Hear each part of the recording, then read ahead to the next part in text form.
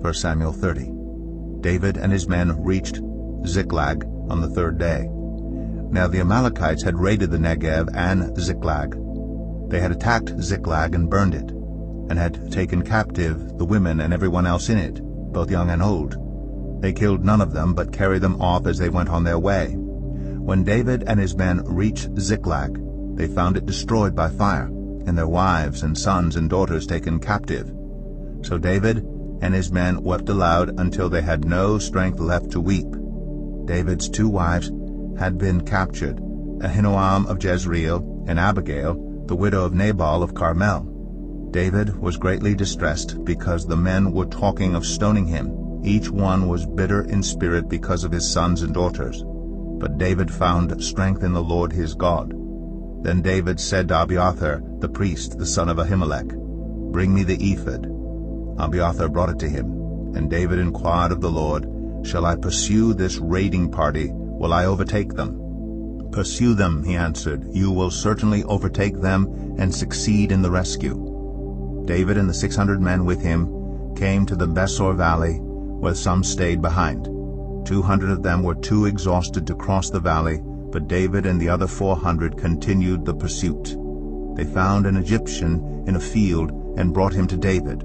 They gave him water to drink and food to eat, part of a cake of pressed figs and 2 cakes of raisins. He ate and was revived, for he had not eaten any food or drunk any water for 3 days and 3 nights. David asked him, "Who do you belong to? Where do you come from?" He said, "I am an Egyptian, the slave of an Amalekite. My master abandoned me when I became ill 3 days ago. We raided the Negev of the Kerethites, some territory belonging to Judah, and the Negev of Caleb, and we burned Ziklag." David asked him, "Can you lead me down to this raiding party?" He answered, "Swear to me before God that you will not kill me or hand me over to my master, and I will take you down to them."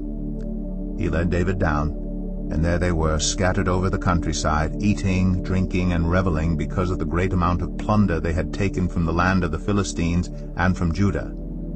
David fought them from dusk until the evening of the next day, and none of them got away, except 400 young men who rode off on camels and fled. David recovered everything the Amalekites had taken, including his 2 wives. Nothing was missing, young or old, boy or girl, plunder or anything else they had taken. David brought everything back. He took all the flocks and herds, and his men drove them ahead of the other livestock, saying, "This is David's plunder." Then David came to the 200 men who had been too exhausted to follow him, and who were left behind at the Besor valley. They came out to meet David and the men with him.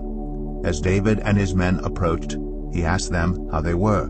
But all the evil men and troublemakers among David's followers said, "Because they did not go out with us, we will not share with them the plunder we recovered.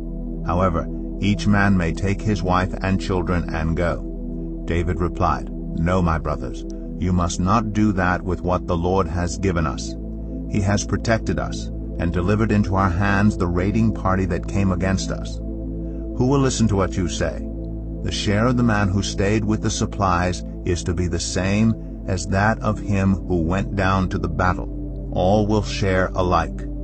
David made this a statute and ordinance for Israel from that day to this. When David reached Ziklag, he sent some of the plunder to the elders of Judah, who were his friends, saying, "Here is a gift for you from the plunder of the Lord's enemies."